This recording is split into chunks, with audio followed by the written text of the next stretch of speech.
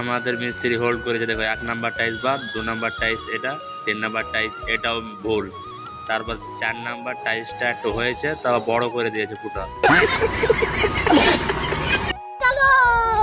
তো সকাল সকাল চলে এসেছি কাজ করার জন্য। তো 2 ফুট বাই 4 ফুটের টাইলস বাথরুমে, তো কাজ করবো আজকে।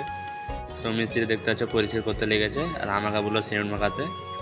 তো বেশি দেরি না করে আমি সিমেন্ট মাখায় রেডি করে দিয়েছি, কেন মিস্ত্রির হুকুম পালন করতে হবে, তোমরা জানো।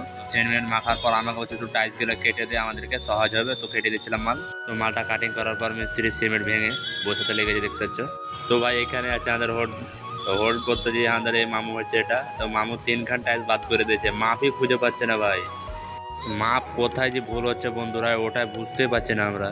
তো তারপরে চলে এলাম আমি, দেখি আমারটা ঠিক হচ্ছে কিনা। তো তারপর আমি হোল্ড করলাম, ওটাও ভুল। তারপর রাগে চলে এলাম রান্না করতে, কেননা 12:30 বেজে গেছে আমাদের। তো কালকে দেখাবো বাথরুমটা ফিনিশিং। আজকে আমাদের ব্লগটা এই পর্যন্ত শেষ।